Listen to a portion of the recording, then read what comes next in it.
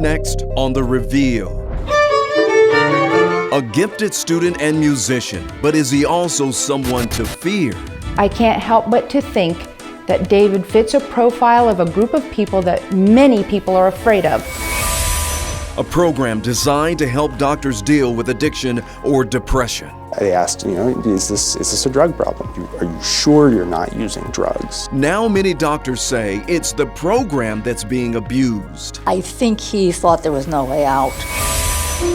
How a medical error at her local pharmacy changed this woman's life. I was in excruciating pain. It felt like I was literally on fire. The Reveal begins now with investigators Faith Abube and Brendan Keefe. Welcome to The Reveal, a show where news is made. A death threat sent to a Gwinnett County school teacher has put her former student behind bars. David Warth is accused of emailing his former teacher a 7-page letter demanding she follow his orders or die. Warth denies ever sending the letter, and now his parents, in this day of heightened school safety, worry it's the public's lack of understanding that's creating a monster. Music. It is what moves and motivates David Warth. This is a symphony he wrote as a teenager, performed by his high school orchestra. How many musical instruments does David play? Anything he touches. He taught himself to play the violin in 4 days. And his grades would make almost any parent proud. He was accepted at Rice and UGA honors. But David chose Emory, where his parents say he had a 3.9 GPA and a full scholarship at the time of his arrest. It is a stark contrast to the man now behind bars at the Gwinnett County Jail. He has been there for more than 2 years, accused of aggravated stalking. I can't help but to think that David fits a profile of a group of people that many people are afraid of, and that is he's male and on the autism spectrum. Warth's parents say it makes no sense he would write a violent, foul language-filled letter threatening the mass slaughter of a former teacher and her family. This is a graphic letter. It is a very graphic, it's an alarming letter. But just as alarming to David's parents is how their son became a suspect in the first place. In 10th grade, David was placed in a special class to improve his social skills. Like, you hurt me. But as you can hear David explain in this recorded meeting with his teacher, he found her style of teaching demeaning and hurtful. You think I caused you pain. That's what you're saying. You think I did this to you. Am I feeling these emotions? Well, David, it's your perception. That's what I'm trying to get across. It's your perception. Hi, Hazel. Leslie Lipson is an attorney with the Georgia Advocacy Office, a federally funded organization that helps protect people with disabilities. Lipson has never met David and is not involved in his case, but represents other children fighting to be understood, especially as schools turn to police to enforce the rules. The data on violence is not any better, but the data on criminalization, especially for kids with disabilities and children of color, is astounding. And she says a lot does have to do with perception. The day after that meeting, to clear the air, the teacher reported David looking strangely at her, and she seemed to grow even more unsettled every time the two crossed paths. All I could think of is we've got to get something to calm down this anxiety. So he called David's therapist, relaying his wife's fear that if they didn't get David help, someone might think David wanted to kill his teacher. Did you ever at any point think that he actually would or could harm his teacher? No, it was all about how he was being perceived by other people. That is not what the therapist wrote down or reported to the school. David never said, in fact, David vehemently said, I don't know where this is coming from. This is totally out of the blue. That's not me. I never said anything like that to anybody. But it is that alleged threat that has been consistently repeated in police reports and court documents. The teacher got a temporary protective order, or TPO, and David transferred to the county's online campus. David says he didn't fight either because the school told him it would delay his graduation, causing him to lose that college scholarship. So the idea that parents or kids had a choice, but it's really a very coercive decision. In an environment where we want to make sure that our schools are safe, is there really room for gray? You know, I do think that we have to trust teachers and intuitions, but also I think there have to be safeguards. safeguards for students that just don't behave the way we think they should. When David returned to campus more than a year after his graduation, wearing a disguise to cover his face, police accused him again of stalking. David doesn't seem to understand why anybody cares about his fake beard and sunglasses. He says he just wanted his school records to apply for an honor society at Emory. I think that decision makers and people in authority oftentimes unconsciously are afraid of people with disabilities or kids with autism because they think that they're more likely to be violent, which is absolutely not true. But now there is a letter, a 7-page violent email sent to the teacher using the dark web. David's name is never mentioned, but police say the sender is clear. Sitting behind bars, he waits to tell his side of the story. He is no longer in college, but his mom says he is still making music, if only in his head. He's talking to us and he's composing his pieces, and we will watch him just lean into his violin, and he hears his song, whatever it is in his soul. You can almost, if you listen with him, you can hear it. Now, I don't want to undermine the fear that this teacher clearly felt, or even the pressure that schools are under to take these threats seriously. But we have to keep in mind, all of this really started with a student who just wanted to have his feelings validated. And you talk about a threatening letter in that story. What does it say exactly? We're not going into the details of the letter because we do expect this to go to trial, and we expect that trial to start in the next few months. Yeah, well, he's been in jail for 2 years waiting trial. Why so long? I checked on the minimum sentencing guidelines for aggravated stalking, and it's actually 1 to 10 years. So that means he has already served the minimum of someone who would be found guilty. But of course, David Warth says he is not guilty. He did not send that letter, and he wants a chance to prove his innocence. Coming up on The Reveal, a program designed to help physicians is instead causing fear. And that scared the hell out of me. They just didn't believe anything that I said. If you have a news tip or a comment on one of our investigations, email us at thereveal@11alive.com. Welcome back to The Reveal. Some doctors fear a program designed to help them deal with mental health problems and substance abuse issues is actually destroying their careers. And in one case, the controversial program allegedly drove a physician to suicide. For Karen Madej, the words are painful. This is just the end of the line for my particular train. Earth wasn't a great place for me. We'll see what else is out there. They belong to her son, Dr. Greg Madej, a resident at Barnes Jewish Hospital that many describe as bright, talented, and kind. That I love you line stays with me. But Greg had a problem, alcoholism, something he'd been battling since medical school. And now he'd had a relapse, so he called Missouri's PHP for help. And I think all they needed to do was say, get yourself to a place of safety. You know, we're behind you. But Karen says that didn't happen. And hours later, Greg was dead. PHP, it stands for Physician Health Program, and nearly every state has one. It started back in the 80s as a way for doctors to help colleagues who were struggling with addiction or mental health issues. But that was then. Many in the medical industry say now big money is involved. And along with a lack of regulation, it turns these programs into something doctors fear. The physician is basically at the mercy of the PHP. Dr. Wesley Boyd of Harvard University should know. He used to work for a state PHP. There's no one outside the programs looking at them. And that can lead to problems, says Boyd. For example, he says when a PHP gets a tip about a supposed problem doctor, there is usually no way for a physician to appeal or dispute it. Instead, they must go to a preferred treatment center that will examine them and decide if they have an issue.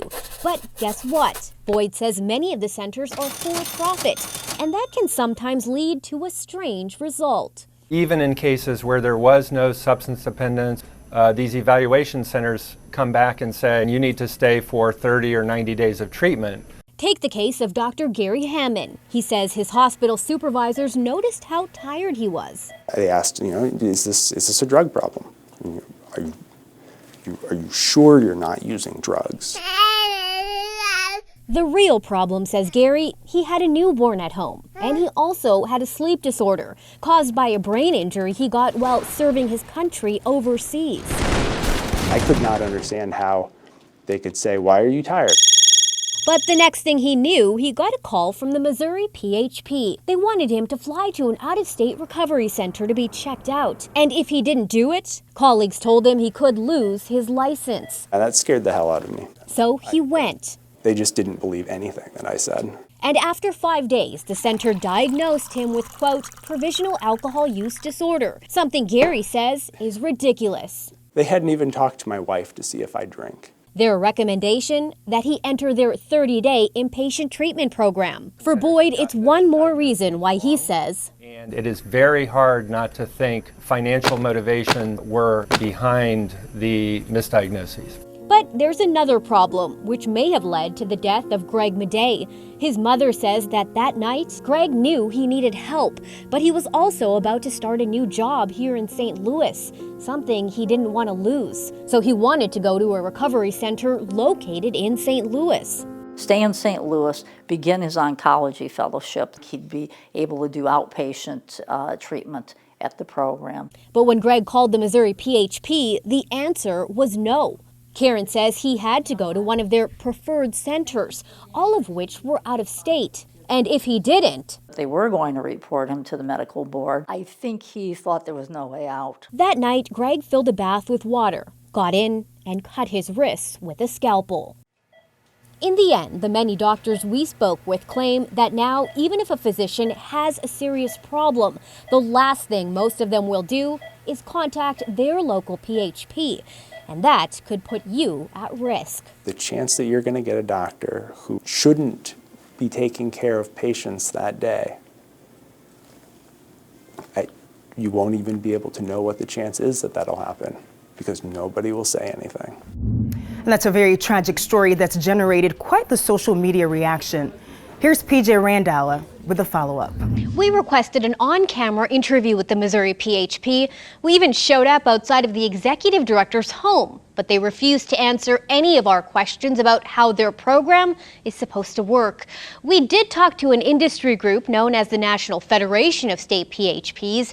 They sent us a 2-paragraph statement that they asked be used in full. You'll find that on our website, 11alive.com. For The Reveal, I'm PJ Randall. Up next on The Reveal. And essentially, it ends up causing your body to burn from the inside out. You pretty much just melt. It sounds horrible. It's very horrible. How a medical error changed this woman's life forever, and those errors happen more than you might think.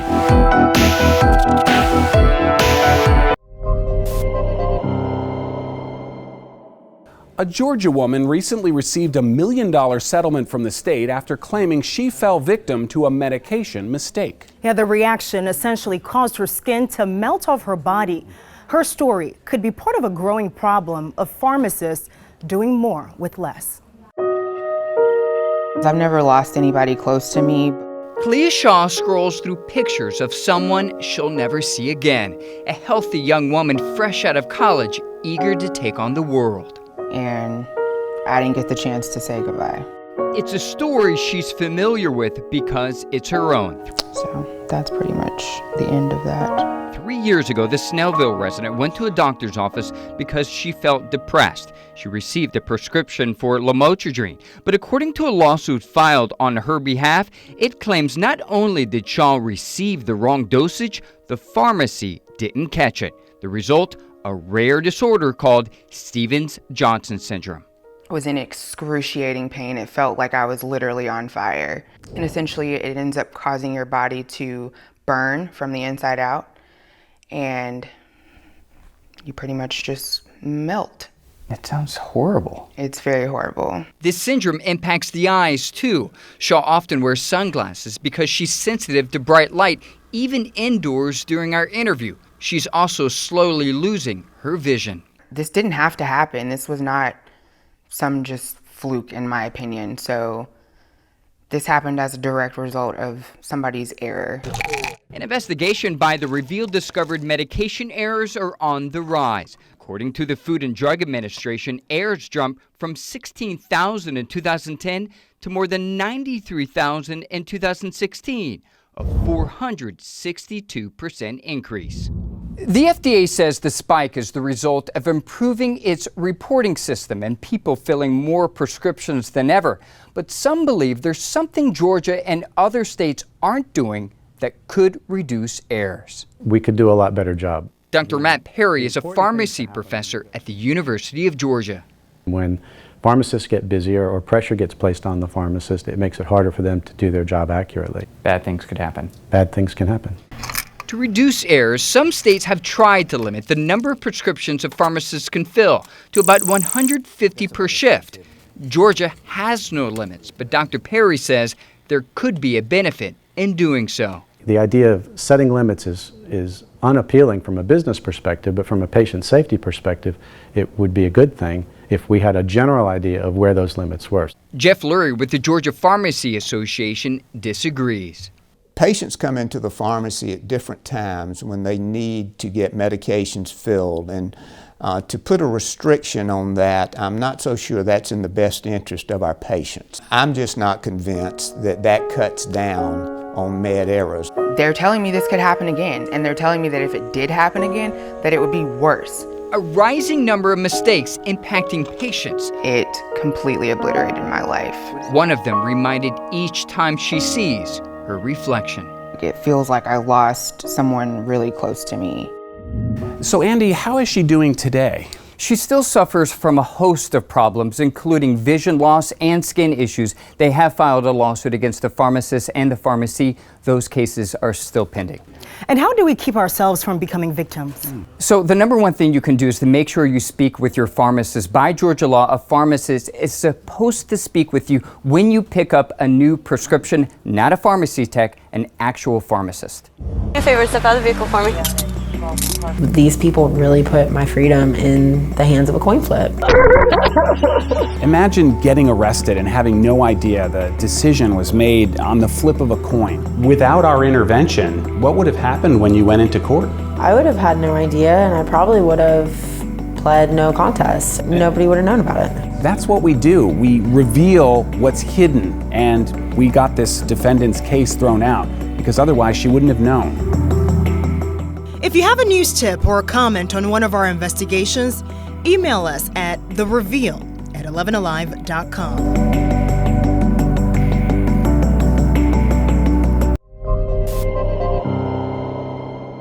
In 1965, Mary Shotwell Little vanished from Lenox Square Mall. Less than 2 years later, Diane Shields was found brutally murdered in the trunk of her own car. Investigative journalist Jessica Knoll is working to uncover whether these cases are connected in her 7-chapter podcast series, 5 Roses. Coming up next week on The Reveal, it was supposed to be paradise, a nice getaway to relax and have fun. But 2 women tell 11 Alive they were sexually assaulted at 2 separate vacation resorts. He was next to the bed, standing over me. His hands are in my pants. He's saying, relax, relax. And he starts, touching me again. And I'm like, no, no, no. The Reveal investigators have learned these are not isolated incidents. Repeated sexual assaults at some of the most popular vacation spots has forced the U.S. State Department to issue several safety warnings to American tourists. We break down the numbers and share the women's stories on the next Reveal, Sunday at 6. You've been watching The Reveal, a show fueled by Impact Investigations. And we'll see you next week for The Reveal.